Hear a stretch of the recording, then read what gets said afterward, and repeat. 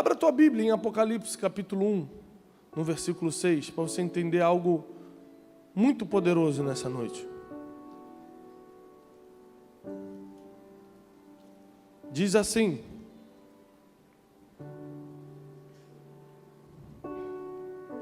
e ele nos constituiu, em outras versões diz, e ele nos fez reis e sacerdotes. Deixa eu te explicar uma coisa que talvez você não saiba. Quando você aceitou Jesus Cristo, quem aqui já aceitou Jesus Cristo? Amém. Quando você aceita Jesus Cristo, você ganha um direito, você ganha uma patente, um título, você ganha um acesso que nem todos têm. Porque você é constituído, você é nomeado rei e sacerdote. Antes você era um perdido, antes você estava na prostituição, antes você não tinha destino, antes você tinha um futuro incerto, antes você estava dando voltas em si mesmo, mas depois que você entrou para o Evangelho do nosso Deus e Pai, depois que você conheceu o reino de Jesus, o reino de Cristo, o reino de Deus, você foi constituído reis e sacerdotes. Isso soa muito bem aos nossos ouvidos. Eu sou um rei, porque o rei é algo poderoso. O rei tem manto de autoridade, o rei tem manto de finanças, o rei tem manto de governo. Todo mundo quer ser rei. O rei tem um melhor assento, o rei tem autoridade de mandar e desmandar. E a Bíblia vai além, ela fala, você é rei, mas também você é sacerdote. Não diz rei ou sacerdote, diz rei e sacerdote. Ele te deu os dois direitos, ele te deu dois títulos, ele te constituiu duas coisas, reis e sacerdotes. E como sacerdote, você tem um manto da autoridade espiritual, você tem o manto do sacerdócio, do altar de adoração. Onde você chega, você governa ambientes. Os reis governam pessoas, sacerdotes governam ambientes. Onde eles entram, o ambiente muda, é dominado pelo Espírito que está nele, pela autoridade espiritual que está nele. E Deus vem te dar esse privilégio, você não pediu por isso, Ele que te constituiu, reis e sacerdotes. E nós achamos isso o máximo. O problema é que reis também têm deveres, e sacerdotes muito mais. E a Bíblia diz que ao que muito é dado, muito é cobrado. Então, você querendo ou não querendo, isso não foi nos dado como opção, você quando se converteu já recebeu muito. Quem aqui recebeu salvação? Quem aqui recebeu entrada no reino de Deus? Quem aqui recebeu saúde? Quem aqui recebeu prosperidade? Se eu perguntar aqui, a gente vai falar 20 mil coisas e você vai falar que recebeu. Quando você aceitou Jesus, você recebeu tudo isso e mais o título de rei e sacerdote. Você recebeu muito. E ao que muito é dado, muito é. Então uma pessoa na sua posição não pode cometer erros que outros cometem. Voltando à comparação empresarial, o CEO de uma empresa, o diretor executivo de uma empresa, não pode cometer os mesmos erros que um funcionário. Porque as consequências são totalmente diferentes, porque o tratamento das pessoas vai ser totalmente diferente. Quem está me entendendo, diga amém. Então, a partir do momento que você é constituído rei e sacerdote, você entra numa esfera de direitos e deveres na quais você precisa cumprir. Não se admire com os direitos, mas atente-se também para os deveres.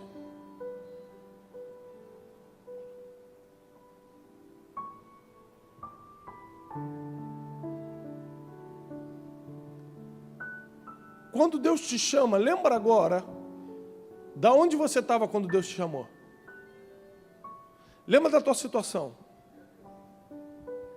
Lembra quem era você agora.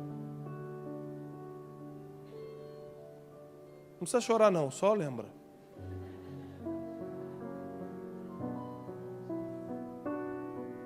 Quando Deus te viu e te chamou, Ele jogou um manto sobre a tua vida. Ele lançou um manto sobre você. E você foi atraído por esse poder. Mas não é porque ele colocou um manto sobre você que ele vai continuar. Porque o manto tem que ser perseguido e conquistado. Abra a tua Bíblia. Em 1 Reis, capítulo 19. É só para você saber. Eu vou falar de cabeça aqui, mas não vamos ler por causa do tempo. Mas 1 Reis, capítulo 19, mostra Elias andando. Profeta Elias. E ele vê Eliseu. E quando ele encontra Eliseu que estava com os bois, ele joga o manto sobre Eliseu. Presta atenção. Amém, queridos? Me acompanha aqui. Ele joga o manto sobre Eliseu.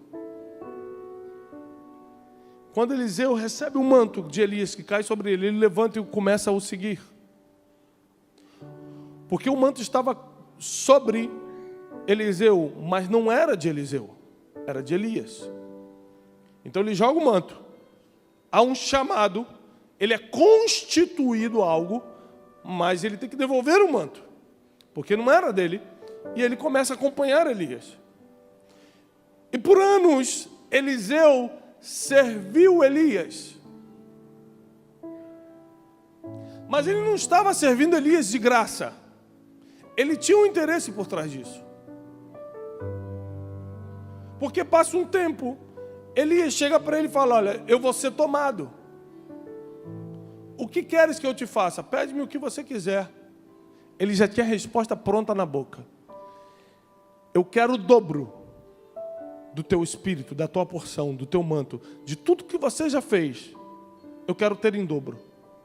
De toda a tua unção, de toda a tua visão profética, de tudo que você representou para Israel, do peso, da glória, da autoridade que está sobre o manto que você tem, eu quero o dobro. E Elias olha para ele e fala: dura coisa me pediste, mas se você me ver, quando eu for tomado, isso vai vir sobre você. Mas se você não me ver, não lhe será dado. Então espalha-se em Israel que no dia tal, Elias seria tomado. Não me pergunte como Israel soube disso, mas toda a nação sabia. Porque a Bíblia diz que Elias chega para Eliseu e fala o seguinte: espere aqui, que eu vou em Betel. O Senhor me enviou a Betel. E Eliseu responde a Elias: tão certo como vive o Senhor, não te deixarei ir. E foi com ele. E quando eles entraram em Betel, os filhos dos profetas, diz a palavra, procuraram Eliseu e falou: Eliseu, você está sabendo? Hoje o teu Senhor será tomado. E Eliseu fala: estou sabendo. Deixa comigo. E Elias fala: Eliseu, pode ficar aqui, que o Senhor me mandou agora em Jericó. E Eliseu: tão certo como vive o Senhor, não te deixarei ir, vou contigo. E foi com ele até Jericó. E quando ele chega em Jericó, a notícia já está lá também. Os filhos dos profetas procuram Eliseu e falam: Eliseu, está sabendo? O Senhor vai tomar Elias hoje. Ele: estou sabendo. E Elias olha para Eliseu pela terceira vez e fala: fica aqui, porque o Senhor me mandou ao Jordão. E ele falou: não te deixarei ir, vou contigo. E quando eles chegam no Jordão, Elias tira a capa, tira o manto e toca no rio. E quando ele toca no rio, a autoridade que está no manto abre as águas. E eles passam em seco para o outro lado. E quando eles chegam do outro lado, uma carruagem de fogo desce, separa os dois. E vem um redemoinho e leva Elias. E quando Elias é tomado, o manto de Elias cai em terra. E então Eliseu consegue conquistar o manto. E quando ele toma aquele manto, a Bíblia diz que ele volta para o Jordão e bate nas águas, e as águas se abrem, porque agora ele tinha uma porção dobrada do espírito do maior profeta de Israel até aquele dia.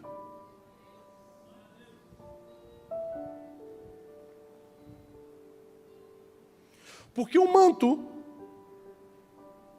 te dá autoridade em lugares que ninguém tem, te dá legalidade para fazer coisas que ninguém pode fazer. Porque o manto, junto com o manto, vem milagres, vem provisão, vem tudo. Tem gente que acha que Deus dá dinheiro para um homem. Não. Deus dá um manto de autoridade para um homem. E quando o homem tem um manto de autoridade, as riquezas do mundo o acompanham. Deus não te dá carro, Deus não te dá posição de governo ou posição de empresa. Deus não te dá nada disso, Deus te dá um manto. E quando o manto está sobre você, os reinos do mundo se submetem à autoridade que foi lhe dada. Porque existe um nível de poder, existe um nível de autoridade, existe uma atração sobre tua vida por causa do manto que Deus colocou sobre você. Agora presta atenção, Ele colocou, te chamou, você é constituído, mas você precisa perseguir e conquistar o manto. Tem muita gente que fala assim, mas eu não sinto esse manto na minha vida. Claro, você está perseguindo qual profeta? O manto de quem você está esperando para ser transferido para você? Existem pessoas que têm a igreja como um clube, então nunca recebem esse nível de autoridade e poder.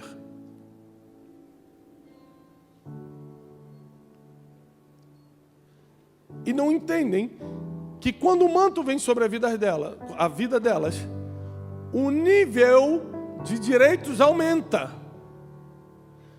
Porque Eliseu tinha direitos no mundo espiritual que quase nenhum outro profeta teve. Eliseu fez coisas que ninguém fez em Israel. Eliseu tinha poderes que ninguém tinha em Israel. Mas ele também tinha deveres. Porque um homem na posição de Eliseu, um homem que recebe o que ele recebeu, não pode cometer o erro que qualquer um do povo comete, por causa dos deveres.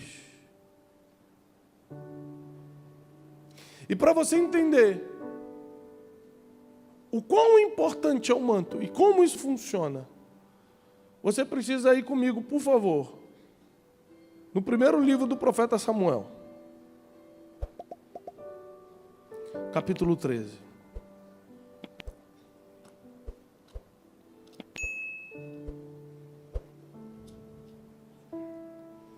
Você que está com caneta, eu vou pedir para você sublinhar algumas coisas na sua Bíblia hoje.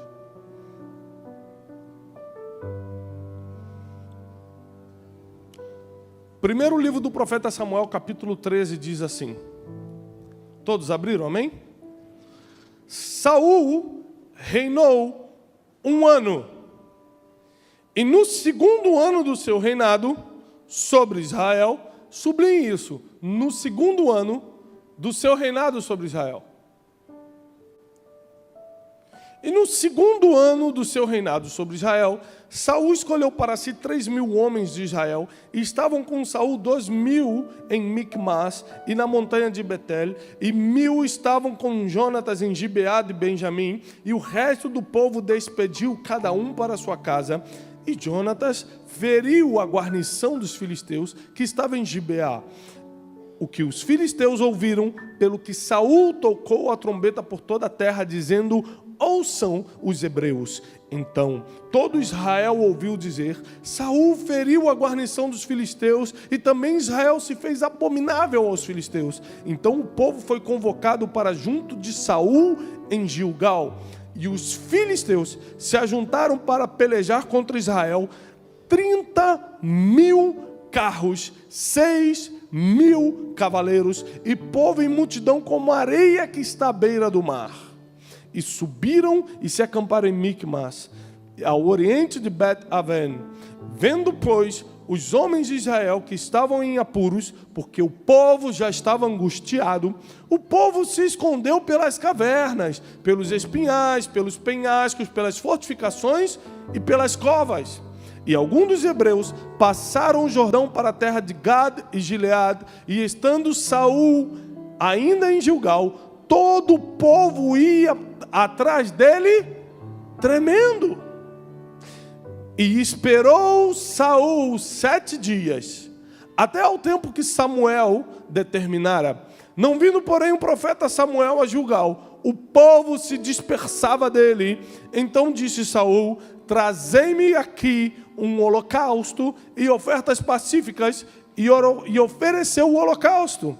E sucedeu que, acabando ele, sublinha isso, acabando ele de oferecer o holocausto, eis que Samuel chegou. E Saul lhe saiu ao encontro para o saudar. Mas disse Samuel: o que fizeste? E disse Saul: porquanto eu via que o povo se espalhava de mim, e tu não vinhas nos dias aprazados, e os filisteus já se tinham ajuntado em Miquimás, eu disse: agora descerão os filisteus sobre mim a Gilgal, e ainda a face do Senhor não orei, e constrangi-me e ofereci holocausto. Então disse Samuel a Saul: procedestes neciamente, e não guardaste o mandamento que o Senhor Deus te ordenou, porque agora o Senhor teria confirmado o teu reino sobre Israel para sempre. Porém agora não subsistirá o teu reino, e já tem buscado o Senhor para si um homem segundo o seu coração, e já lhe tem ordenado o Senhor que seja capitão sobre o seu povo, porque você não guardou o que o Senhor te ordenou. Vou te explicar essa passagem. Uns anos antes, Deus governava sobre Israel. Deus colocou uma nação para ser o protótipo do céu na terra, para ser o reflexo de Deus na terra, para ser o modelo a ser copiado pelas nações, para ser a forma como Deus queria tratar na terra. O nome dessa nação era Israel. E essa nação, ela tinha um sistema de governo, e o sistema de governo era a monarquia, mas essa monarquia não era um rei natural, mas o Rei dos Reis, o Senhor dos Senhores, pois o próprio Deus governava a nação de Israel pela boca do profeta Samuel. Mas uma vez, como bons seres humanos que somos, 12 líderes das 12 tribos procuraram Samuel, marcaram uma reunião e falaram: Samuel, dá-nos um rei. Samuel falou: o quê? O próprio Deus governa sobre vocês, vocês têm paz, você tem prosperidade, você tem os filhos em casa, as vinhas estão prosperando, tudo está dando certo, mas nós queremos um rei. Por que vocês querem um rei? Porque todas as outras nações têm um rei.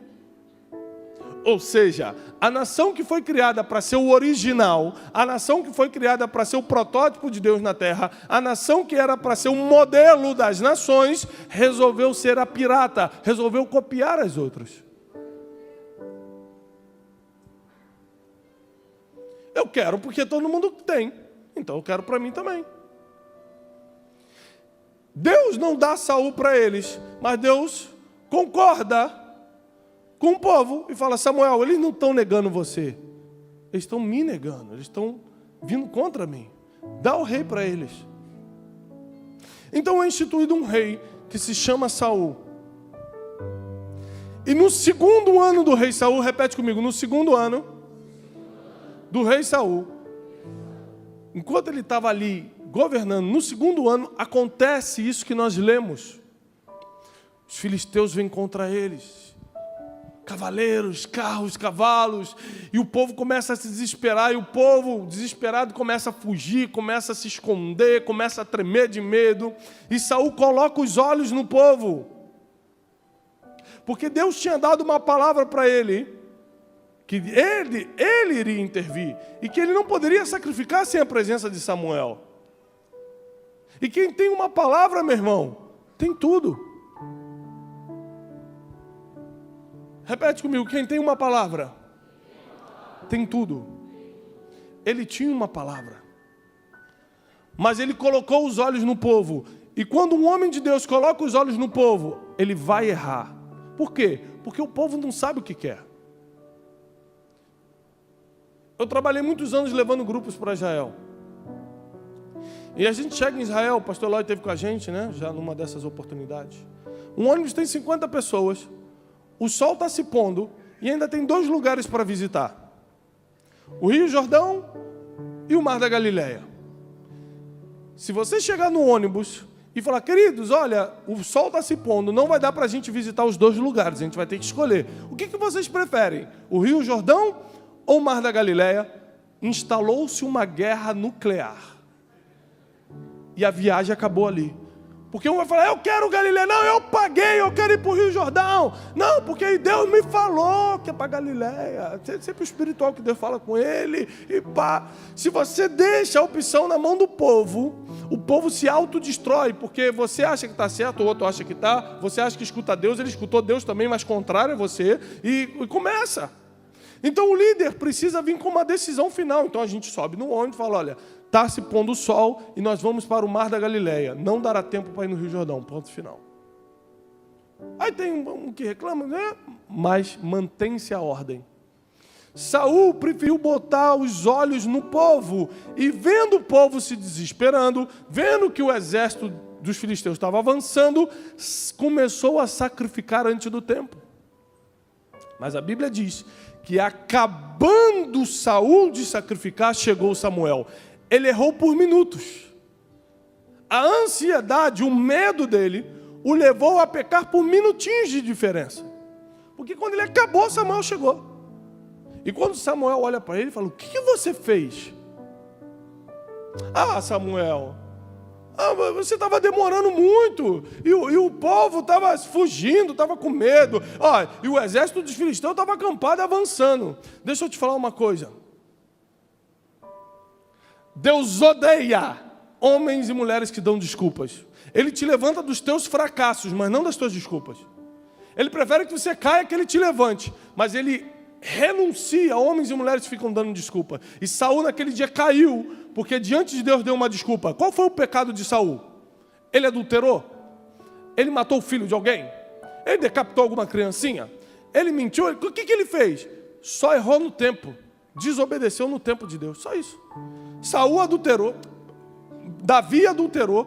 Davi matou inclusive criancinhas. Davi mandou gente para a batalha para poder matar. Mas quando Deus aparece para ele, através do profeta Natan, e fala, você errou, ele rasga a roupa, ele cai no chão, joga cinza na cabeça e fala, eu errei, Senhor me perdoa, tem misericórdia de mim, eu sei que eu sou rei, mas eu não sei como fazer, eu não acho que eu sou grande, me perdoa, tem misericórdia, não toca na minha família, não toca no meu povo, me dá uma chance. E quando Deus vai repreender Saul, Saul fala assim, peraí, eu tenho uma boa desculpa, você estava demorando, o povo estava com medo. O exército estava avançando. Deus odeia homens que dão desculpas. Sabe qual é o próximo versículo? Hoje, diz Samuel, Deus teria te confirmado sobre todo Israel. O teu reino seria estabelecido para sempre. Mas agora Deus está tomando o reino de você. Está tomando o seu manto. E já está preparando para ele um homem segundo o seu coração que vai ser capitão desse povo. Isso aconteceu em que ano? No segundo ano do reinado de Saul. Só que Saul reinou 40 anos sobre Israel.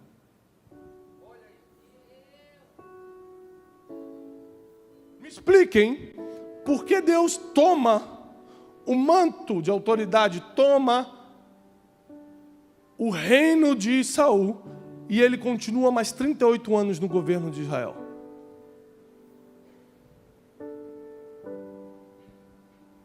Porque Deus só toma aquilo que Ele te deu. Deus não deu o trono para Saul, o povo deu. Então que ele se vire com o povo. O que Deus deu para ele, que foi o manto de autoridade, ele retirou naquele dia. E aí Saul se desespera, porque percebe que já não consegue se conectar com Deus. Ele ora, Deus não atende. Aí ele começa a contratar profetas. Fala comigo, fala o que Deus quer. Por um tempo os profetas aceitaram, mas Deus falou com os profetas para não fazerem mais, então ele não conseguia mais consultar Deus nem através de profetas, então ele começou a recorrer a necromantes, porque manter a aparência diante do povo era mais importante do que falar com o verdadeiro Deus. Ele preferia falar, estou consultando ao Senhor, povo, fique tranquilo, mas na verdade estava numa necromante, do que rasgar suas vestes e se arrepender diante de Deus. Ele manteve suas desculpas até o final da vida. Por isso morreu do jeito que morreu, de uma forma agonizante, da pior forma que o homem pode morrer. Ele pedindo a morte, crava essa espada em mim. O servo falou, não posso, então eu vou me lançar sobre essa espada.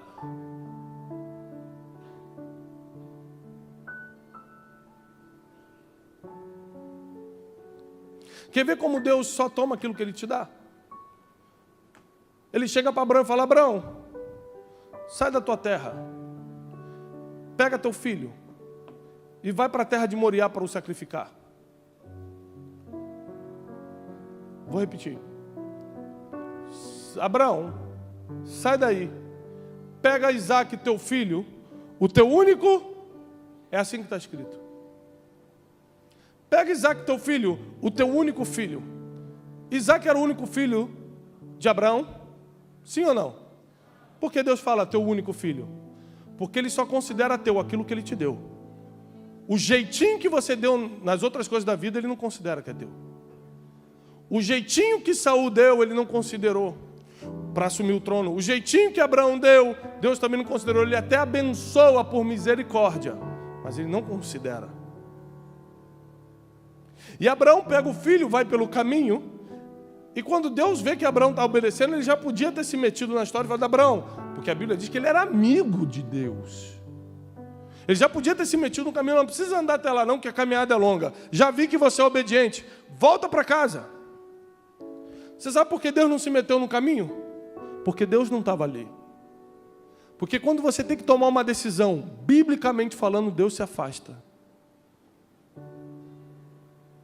Quando Jesus estava na cruz, Ele gritou: Eli, Eli, lama sabachthani. Senhor, Senhor, por que me desamparaste? Deus olha para Jesus e fala: não te desamparei, mas você precisa tomar essa decisão sozinha, porque eu não posso me interferir no teu livre-arbítrio. É por isso que você, quando está tomando uma decisão, não adianta ficar assim: oh, me ajuda, eu escolho o rosa ou o azul, eu escolho ele ou ele. Eu vou para os Estados Unidos ou para o Japão. Porque quando você decide pelas coisas que você ouviu e escutou na vida, pelos pensamentos que você já formatou. Deus não vai se influenciar nos teus pensamentos, senão Ele estaria te manipulando o teu futuro. Então, quando você tem que decidir, Ele se afasta. Assim que você decide, seja para o bom ou para o mal, Ele volta. Se foi para o mal, Ele tem misericórdia, te levanta. Se foi para o bem, para te respaldar. Mas na decisão, Ele se afasta.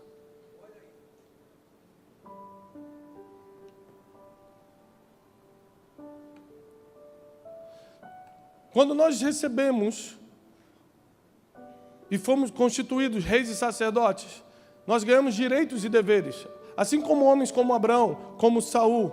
O problema é que um homem na nossa posição, um homem na posição de nós, dos seres humanos que assumiram essa posição que Deus nos deu, não podem mais errar como outros errariam. Deus fica muito mais sensível a partir do momento que você leva o título de rei e sacerdote. Mas só que como seres humanos nós podemos errar. E Davi errou e errou feio. Mas ele tinha um espírito tão quebrantado diante de Deus, que Deus não pôde tocá-lo. Porque a Bíblia diz que ele não resiste um coração quebrantado e contrito. E ele não pode ir contra a sua própria palavra. Mas Saul e outros homens viviam de desculpas.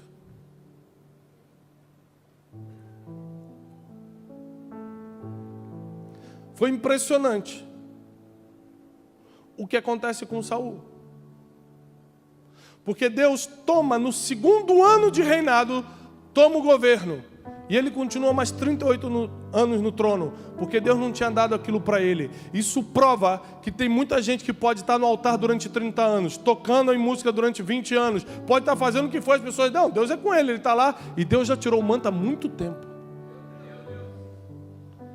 Mas por que ele está lá ainda? Porque não foi Deus que deu aquele altar para ele, então Deus não tira.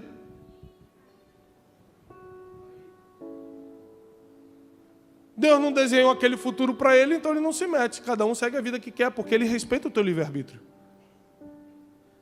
Deus só interfere na tua vida quando você está alinhado com Ele. Está alinhado com Ele, está no destino que Ele programou para você, aí Ele vai se intervir, aí vai ser relacionamento direto. Se você decidir por outro caminho, não tem problema. Ele vai estar sempre de braço aberto, misericordioso. Mas Ele não pode interferir numa decisão sua.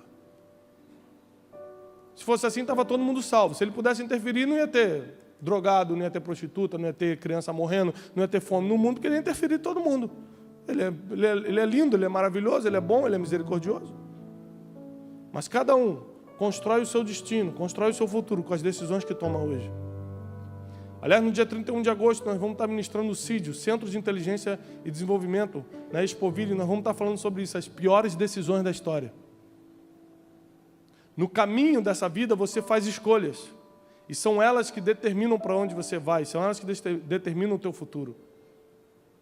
E homens e mulheres que receberam o manto de Deus, deixaram ir, perderam o manto por causa das escolhas que fizeram no caminho. Sabe qual é o pior? É que Saul perde o manto, mas ainda tenta com as estratégias humanas manter o governo, manter o reino. Esse é o pior tipo de pessoa, que ela não só não deseja o manto, porque você tem que perseguir e conquistar o manto como Eliseu fez, mas ela não só não deseja, como ela também consegue disfarçar para manter aparências com todos que tem manto. Mas tem uma diferença de quem tem um manto e não tem. Saul tinha que consultar terceiros para falar com Deus. Davi pegava o talite do sacerdote, botava na cabeça dele mesmo, se ajoelhava: Senhor, subirei eu contra os filisteus e os alcançarei. E Deus falou: vai que você alcança. Deus falava diretamente com Davi, sem intermediários. Quem não tem mais o manto vai precisar de muitos intermediários para escutar um pouquinho de Deus. Tem mais. O dia que Deus toma o manto de Saul, ele fala: já estou preparando alguém segundo o meu coração para ser capitão sobre o povo. Quem era essa pessoa? Mas ainda faltavam 10, 15 anos para Davi nascer quando ele recebeu essa palavra. É aí que se cumpre. Quando você estava no ventre da sua mãe, Ele já tinha escrito todos os seus dias. Ele conhece o seu futuro. Ele sabe quem você vai ser. Ele já está profetizando sobre onde você vai chegar, quando você nem tinha nascido ainda. Esse é o nosso Deus.